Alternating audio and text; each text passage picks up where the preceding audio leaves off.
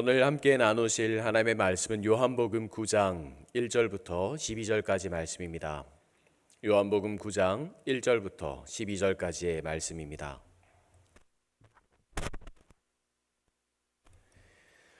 다 함께 주님께서 주신 말씀 나눠보도록 하겠습니다. 예수께서 길을 가실 때에 날 때부터 맹인된 사람을 보신지라. 제자들이 물어 이르되 랍비여, 이 사람이 맹인으로 난 것이 누구의 죄로 인함이니이까? 자기니이까 그의 부모니이까? 예수께서 대답하시되 이 사람이나 그 부모의 죄로 인한 것이 아니라 그에게서 하나님이 하시는 일을 나타내고자 하심이라. 때가 아직 낮음에 나를 보내신 이의 일을 우리가 하여야 하리라. 밤이 오리니 그때는 아무도 일할 수 없느니라. 내가 세상에 있는 동안에는 세상의 빛이로라. 이 말씀을 하시고 땅에 침을 뱉어 진액을 이겨 그의 눈에 바르시고 이르시되 실로암 못에 가서 씻으라 하시니, 실로암은 번역하면 보냄을 받았다 뜻이니라. 이에 가서 씻고 밝은 눈으로 왔더라. 이웃 사람들과 전에 그가 걸어 있는 것을 보았던 사람들이 이르되 이는 앉아서 구걸하던 자가 아니냐. 어떤 사람은 그 사람이라 하며 어떤 사람은 아니라 그와 비슷하다거늘 자기 맡은 내가 그라 하니, 그들이 묻되 그러면 내 눈이 어떻게 떠졌느냐. 대답하되 예수라 하는 그 사람이 진흙을 이겨 내 눈에 바르고 나더러 실로암에 가서 씻으라 하기에 가서 씻었더니 보게 되었노라. 그들이 이르되 그가 어디 있느냐. 이르되 알지 못하노라 하니라.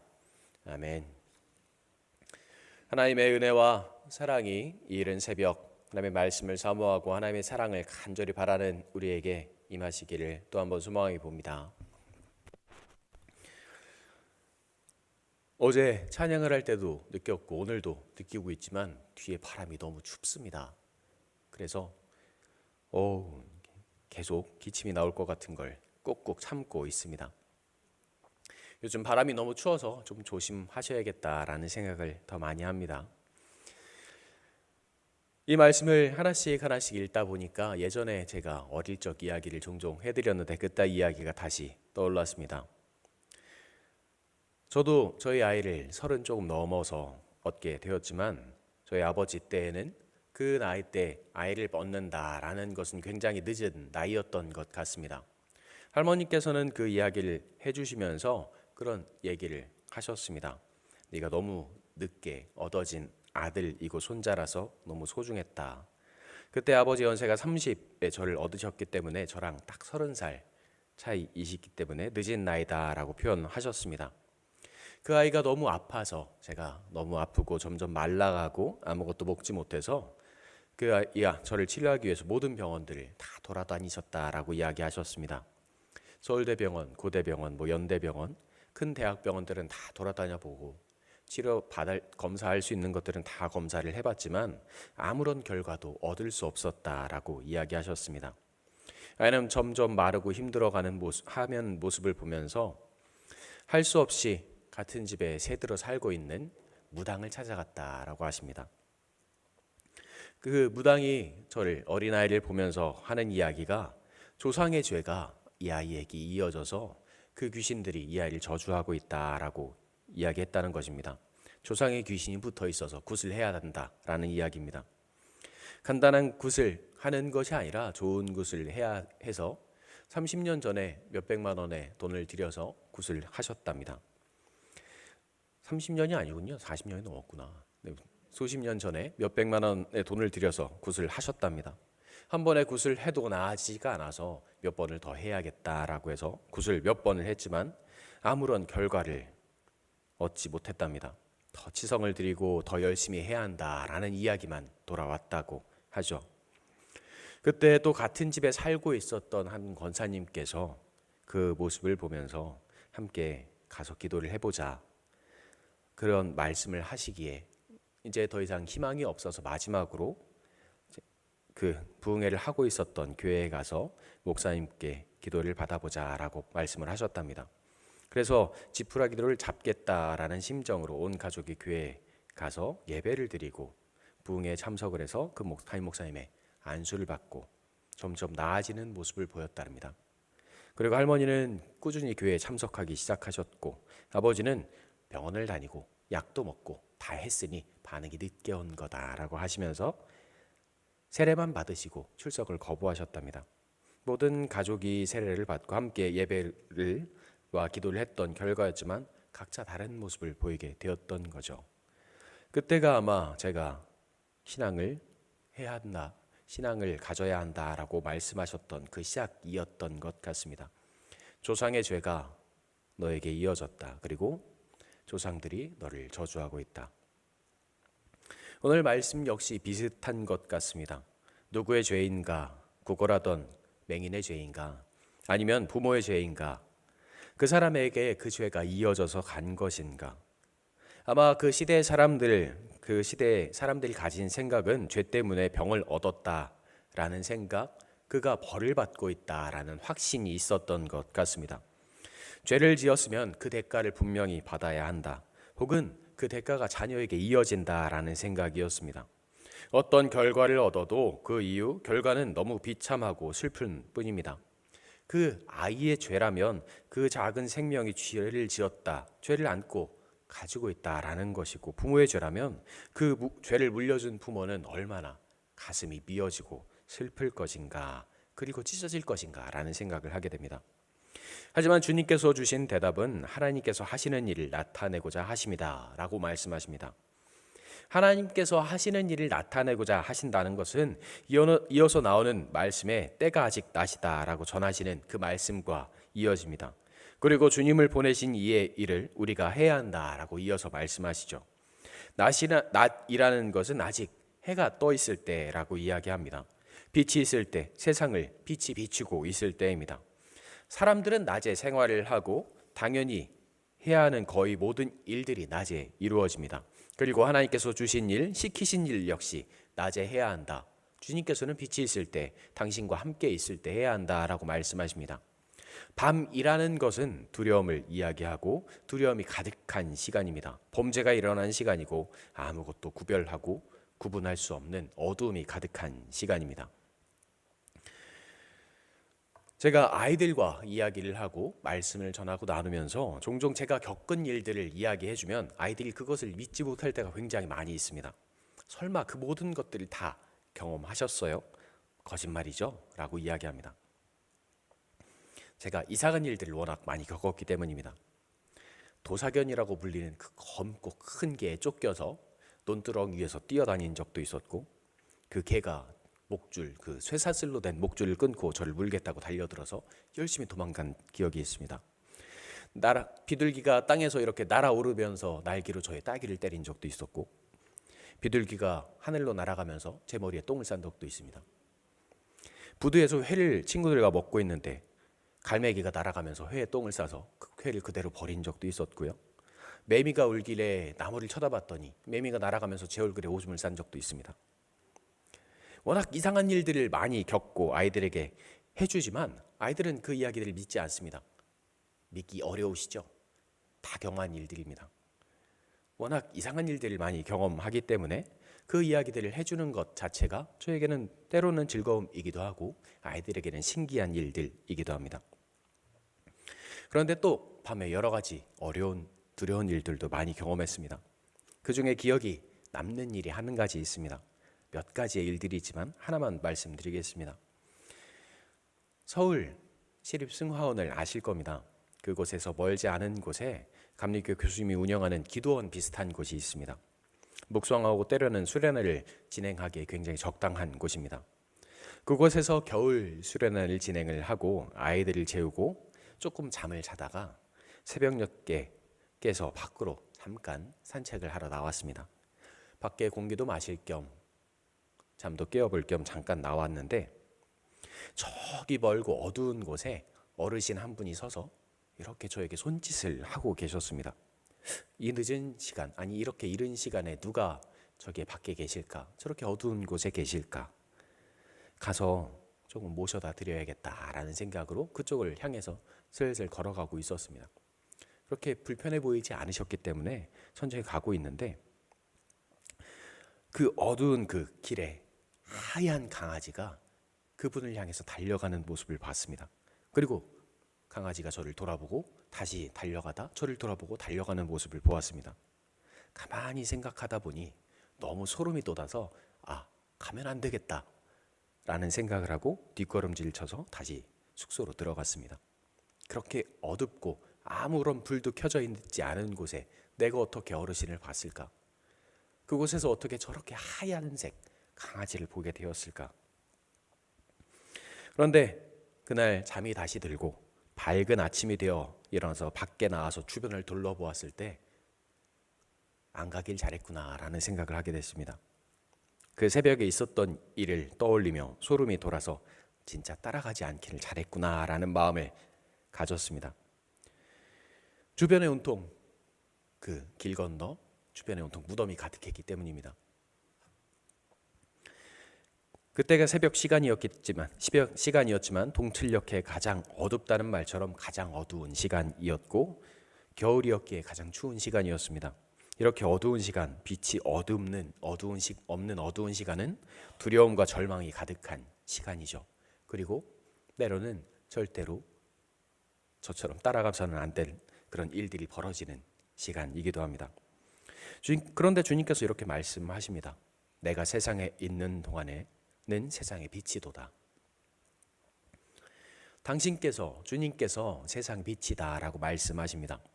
세상을 비추는 빛이라고 말씀하시죠. 그것은 주님의 때, 주님의 시간, 그것이 바로 낮이라고 말씀하시는 것입니다. 주님과 함께하는 이 순간 주님의 일을 해야 한다라고, 주님과 함께하는 그곳에서 주님과 함께하는 그 시간에 일을 해야 한다라고 말씀하십니다. 주님께서 계시는 이 시간은 밤이 아니고 낮이라는 것입니다. 두려움이 없는 시간이죠. 절망이 없는 시간입니다. 오늘 말씀에서 맹인은 이렇게 주님과 함께함으로 빛을 경험했고 절망 속에서 소망의 길로 나아가게 되었습니다. 맹인의 삶을 바라보면 어떠했을까라는 생각을 합니다. 제자들이 그를 바라보면서 했던 질문처럼 그 장면에서 사람들은 아마 그를 바라보면서 그런 생각을 했을 것입니다. 그는 단순한 죄인입니다. 그가 그를 어떻게 아는지 중요한 것이 아닙니다. 내가 그를 어렸을 때부터 알았기 때문에 그를 알고 있다 그런 것이 중요한 것이 아닙니다. 내가 그 부모를 알아서 그가 어떤 사람인지 알고 있다라는 것이 중요한 게 아닙니다. 그가 맹인이고 맹인이기 때문에 죄인이라는 것이 사람들에게는 중요합니다. 하나님께 벌을 받은 사람입니다. 어릴 적부터 태어나서부터 시작된 절망 속에서 살아가는 사람입니다. 그의 삶은 두려움과 절망이 가득한 삶이었습니다. 사람들이 바라보는 그 시선, 그들이 그를 대하는 태도, 사람들이 가지는 마음들, 때로는 그 마음들이 미움으로 가득했을 것입니다. 그들이 맹인을 대하는 태도, 죄인으로 생각하는 마음들이 오늘 본문 후반부에 등장을 하죠. 이웃 사람들과 전에 그가 거린인 것을 보았던 사람들이 이르되 이는 앉아서 구걸하던 자가 아니냐. 어떤 사람은 그 사람이라 하며 어떤 사람은 그 아니라 그와 비슷하다 하거늘 자기 말은 내가 그라하니. 죄가 있는 사람, 죄인이 저렇게 멀쩡한 모습을 가지고 세상을 돌아다닐 수 없다라고 이야기합니다. 아니 그렇게 생각을 합니다. 이제 맹인은 사람들의 생각에는 죄에서 자유로운 사람이 되었습니다. 이제 그의 삶은 죄인의 삶이 아니라 빛과 사랑이 가득한 삶을 살아가는 사람이 되었습니다. 더 이상 죄에서 살아가는 사람이 아니라 빛 속에서 기쁨 속에서 살아가는 사람이 되었습니다. 이러한 맹인의 변화는 제자들에게 주님의 능력을 보이는 역사이었기도 했지만 하나님께서 하시는 일을 너희에게 보여주겠다라는 그 역사의 시간이기도 하지만 죄에서 살아가는 이들에게 보여주는 구원의 역사이기도 합니다. 바로 이것이 하나님께서 일하심을 보여주기 위한 일, 어둠 속에서 두려움 속에서 살아가던 그 맹인을 통해서 역사하시는 하나님께서 빛으로 인도하시는 그 사랑을 보여주시는 일이기도 합니다. 우리는 살아가면서 죄악 속에서 살아가는 사람을 보고 그들을 미워하고 때로는 저주하기도 합니다. 싫어하는 사람이 있고 그 사람은 죄인이기 때문에 때로는 절대 구원받지 않기를 소망하기도 합니다. 하지만 오늘 말씀에서 주님은 그런 사람, 어둠 속에서 살아가는 사람을 구원해 주심으로 하나님의 일하심을 보이신다라고 전하시죠. 그를 빛으로 주님께 가까이 끌어주시고 구원해 주심을 통해서 하나님의 사랑이 어떠한 것인지 하나님께서는 죄인을 사랑하시는 그 모습을 보이십니다. 얼마 전에 제가 사랑지역 모임에서 권사님들과 함께 이야기를 하면서 전해드렸던 이야기가 있죠. 할머니께서 너무 미워하셨던 작은 할아버지의 이야기였습니다.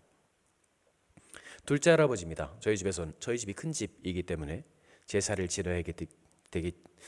지내야만 했지만 위에 말씀을 드렸던 것처럼 하나님의 사랑으로 제가 낳았다는 그 확실한 사실을 믿음을 가지고 계신 할머니는 내가 절대로 우상을 섬기지 않겠다라는 마음으로 제사를 거부하셨고, 그렇기 때문에 제가 제사밥을 얻어먹지 못했습니다.